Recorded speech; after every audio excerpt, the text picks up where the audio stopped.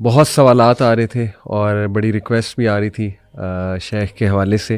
ماشاءاللہ آپ لوگ دیکھتے ہیں اور بہت مستفید ہوتے ہیں.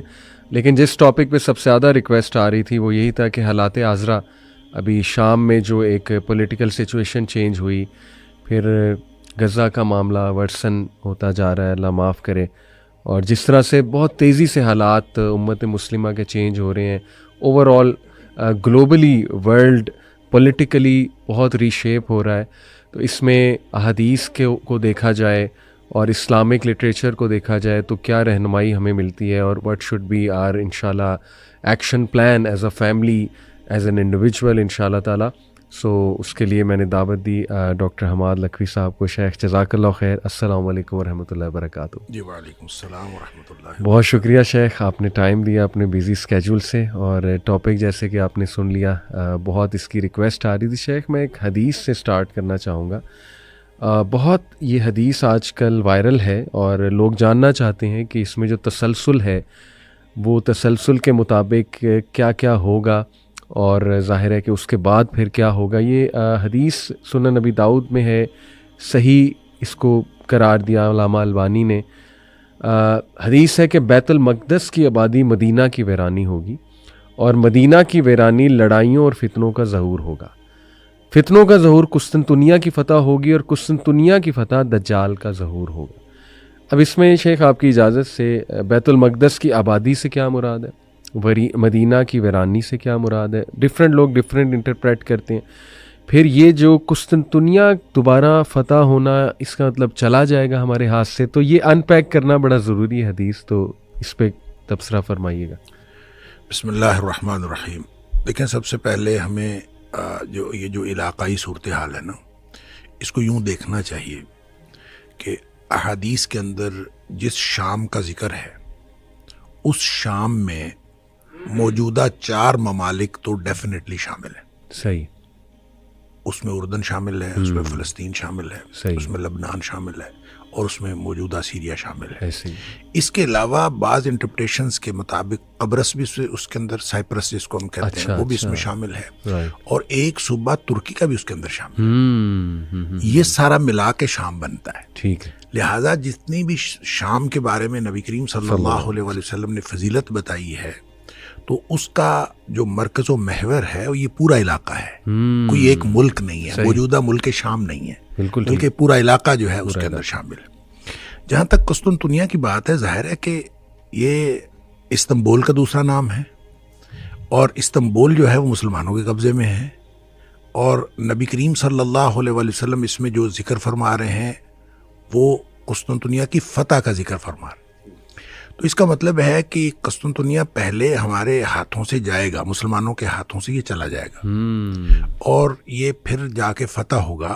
اور اس کی فتح کے بارے میں بعض احادیث کے اندر آتا ہے کہ جب قسطنطنیہ فتح ہوگا تو مسلمان جو ہیں وہ اس قدر یعنی ایمان والے ہوں گے، اور ان کا ایمان اس قدر مضبوط ہوگا. اصل میں یہ ساری چیزیں ریلیٹ کرتی ہیں. اس کو میں تھوڑا سا اور پیچھے لے جاؤں. بالکل. تو امام مہدی کا جو ظہور ہے، صحیح، وہ فتنوں کے ظہور میں امام مہدی جو ہے وہ آئیں گے فتنوں کے دوران. اس میں بعض نشانیاں ہیں. اس میں مثلاً یہ ایک نشانی یہ ہے کہ کوئی عرب جو بادشاہ ہے اس کا انتقال ہوگا، اور اس کے بعد جھگڑا ہوگا وہاں بھی، عرب میں بھی، کہ کس کو جو ہے وہ بادشاہ بنایا جائے. 3 پرنسز کا آتا ہے ذکر، آپس میں جھگڑا ہوگا. اچھا، اسی طرح یہ بھی ہے کہ مسلمانوں کی قیادت کا فقدان ہوگا. اچھا، اور اس میں یہ بھی ہے کہ مسلمان جو ہیں حج کے موقع پر اکٹھے ہوں گے، اور حج کے موقع پر آپس میں گفتگو کر رہے ہوں گے کہ کس طرح سے ہمیں قائد ملے. تو ان کو اس دوران، حج کے دوران جو ہے یہ محسوس ہوگا کہ جس کو ہم قیادت دینا چاہتے ہیں وہ شخص یہاں کہیں موجود ہے، اور پھر کوشش کریں گے وہ کہ وہ ان کو ڈھونڈ لیں. اور اس میں پھر تفصیل آتی ہے کہ وہ مکہ میں کوشش کریں گے ڈھونڈنے کی. تو وہ جو شخص جس کو ڈھونڈ رہے ہوں گے، محمد بن عبداللہ، نبی پاک صلی اللہ علیہ وسلم نے فرمایا اس کا نام میرے نام پر ہوگا، اس کی ولدیت میری ولدیت کے اوپر ہوگی. بالکل صحیح. اور وہ حسنی سید ہوگا، اور اس کو جو ہے یعنی حضرت حسن رضی اللہ تعالیٰ عنہ کی اولاد میں سے ہوگا. اچھا، اس کو لوگ ڈھونڈ رہے ہوں گے، وہ مدینہ چلا جائے گا. پھر لوگ مدینہ جائیں گے، پھر وہ واپس جو ہے مکہ آ جائے گا. اچھا یہ جو امام مہدی کا پھر بالآخر ان کو جب وہ پا لیں گے تو وہ موقع ہوگا کہ وہ حجر اسود کے قریب وہ موجود ہوگا، بلکہ ملتزم کے ساتھ وہ چمٹا ہوا ہوگا جب لوگ اس کو ڈھونڈ لیں گے۔ اچھا اس کو ڈھونڈ لیں گے تو وہیں پہ گفتگو شروع ہو جائے گی کہ آپ کی ہم بیعت کرنا چاہتے ہیں۔ اچھا حدیث کے جو الفاظ ہیں نا اس سے یہ پتہ چلتا ہے کہ امام مہدی اپنے ظہور سے قبل وہ کوئی ایکسٹرا آرڈنری شخصیت نہیں ہوں گے، صحیح، یعنی پہلے بالکل عام آدمی ہوں گے، کسی کو نہیں پتا ہوگا کہ یہ امام مہدی ہو سکتے ہیں یا کوئی سا، کیونکہ حدیث میں الفاظ ہیں کہ جب بیعت ہوگی نا تو وہ کہیں گے کہ میں پھر جہاد پہ بیعت لوں گا۔ اچھا لوگ تیار ہو جائیں گے بیعت کرنے کے لیے، اس پر نبی اکرم صلی اللہ علیہ وسلم فرمایا فَيُصْلِحُ اللَّهُ فِي لَيْلَةٍ، اللہ تعالیٰ ایک ہی رات میں ان کو صلاحیتیں عطا فرما دے گا۔ صحیح، یعنی وہ جو باصلاحیت بنیں گے بالکل ٹھیک، تو وہ ایک ہی رات میں اللہ کی طرف سے ان کو صلاحیتیں عطا ہوں گی۔ تو اچھا اس موقع پر نبی کریم صلی اللہ علیہ وسلم نے فرمایا مسلمان 3 حصوں میں تقسیم ہو جائیں گے۔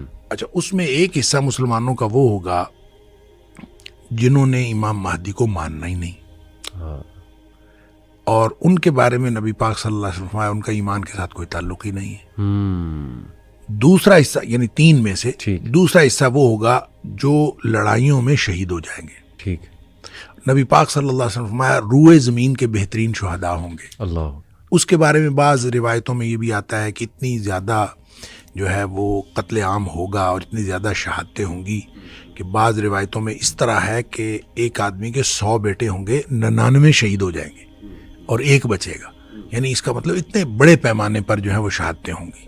اور ان کے بارے میں نبی پاک صلی اللہ علیہ وسلم فرمایا کہ یہ روئے زمین کے بہترین شہداء ہوں گے۔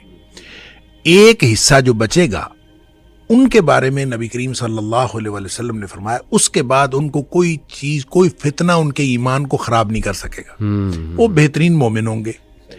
اچھا جو قسطنطنیہ کی فتح ہے اس کے بارے میں حدیث میں آتا ہے کہ وہ صرف لا الہ الا اللہ یا اللہ اکبر کی قوت سے اس کی دیوار گر جائے گی، یعنی ان کو لڑائی نہیں لڑنی پڑے گی۔ اچھا، یعنی وہ اس طرح کے مومن ہوں گے بالکل ٹھیک، کہ جب وہ وہاں پہنچیں گے تو وہ اپنی لا الہ الا اللہ کہتے ہوئے یا اللہ اکبر کہتے ہوئے جب وہ قریب پہنچیں گے تو دیوار گر جائے گی اور وہ فتح ہو جائے گا بغیر کسی لڑائی کے۔ وہاں جب وہ فتح ہوگا تو ان کو اطلاع ملے گی کہ دجال کا ظہور ہو گیا ہے، اچھا، اور پھر یہ دوڑیں گے پیچھے کو جو کہ دجال کا ظہور ہو گیا۔ اچھا یہ جو یہ تفصیل ہے تو یہ حدیث جو ہے یہ بھی اسی ترتیب کی نشاندہی کرتی ہے کہ جو بیت المقدس کی آبادی ہے وہ مدینہ کی بربادی ہوگی، اور مدینہ کی بربادی جو ہے وہ خروج الملحمہ، وہ جنگوں کا آغاز ہو جائے گا، اور جب جنگوں کا آغاز ہوگا تو پھر اس کے نتیجے میں فتح قسطنطنیہ ہوگی، اور فتح قسطنطنیہ ہوگی تو اس کے بعد جو ہے دجال کا ظہور ہوگا۔ تو یہ جو تفصیل ہے، یہ ترتیب ہے، لگتا ہے کہ ترتیب یہی ہوگی، اس لیے کہ جب نبی پاک صلی اللہ علیہ وسلم نے فرما دیا تو یقیناً یہی ترتیب ہوگی۔ تو اس میں ایک بات بہرحال میں جو آپ نے کہا کہ بیت المقدس کی آبادی سے کیا مراد ہے اور بربادی سے کیا مراد ہے، دیکھیں اس کا ایک تو مطلب یہ ہے کہ ہمیں جو سمجھ آتی ہے کہ بیت المقدس جو ہے وہ اس کے اندر جتنی خرابیاں ہیں، جتنے وہاں پہ کیوس ہے، وہ ختم ہو جائے گا۔ آبادی سے مراد یہ ہے، اچھا، اور یہاں کی بربادی سے مراد ہے جتنا یہاں پہ امن ہے یہ ختم ہو جائے گا۔ اچھا ٹھیک ہے، خراب ہے نا، خراب، ٹھیک ہے، ٹھیک ہے، خراب و یثرب، حدیث کے الفاظ ہے خراب، صحیح ہو۔ اب خرابی کسی بھی طرح کی ہو سکتی ہے، وہ ایڈمنسٹریٹو خرابی ہو سکتی ہے، مینیجریل خرابی ہو سکتی ہے، وہ نظام کی خرابی ہو سکتی ہے، وہ لوگوں کے ایمان کی خرابی ہو سکتی ہے۔ ویسے تو نبی پاک صلی اللہ علیہ وسلم فرمایا فتنوں کے دور میں ایمان جو ہے وہ حجاز کے اندر سکڑ کے آ جائے گا، جس طرح سے سانپ جو ہے سکڑ کے اپنی بل میں گھس جاتا ہے، اس طرح سے ایمان سکڑ کے حجاز میں آ جائے گا۔ حجاز یعنی مکہ مدینہ، مکہ اور مدینہ۔ اچھا، تو جب مکہ اور مدینہ میں ایمان آ جائے گا تو اس کا مطلب ہے ایمانی خرابی تو نہیں ہوگی، کسی اور طرح کی خرابی ہوگی، کوئی بد انتظامی ہو جائے گی، کوئی لڑائی ہو جائے گی، کوئی سیاسی ایشو ہو جائے گا، کوئی اس طرح کا ایشو ہوگا، اور اس ایشو کے بعد جنگیں شروع ہو جائیں گی۔ اب وہ جو جنگیں شروع ہوں گی، جو بھی قیادت کا فقدان ہوگا، میں جب پہلی دفعہ ایک حج پہ گیا تو وہاں مجھے پتہ چلا کہ وہاں حج کے اوپر ایک کانفرنس ہوتی ہے اور پوری دنیا کے علماء آتے ہیں. صحیح.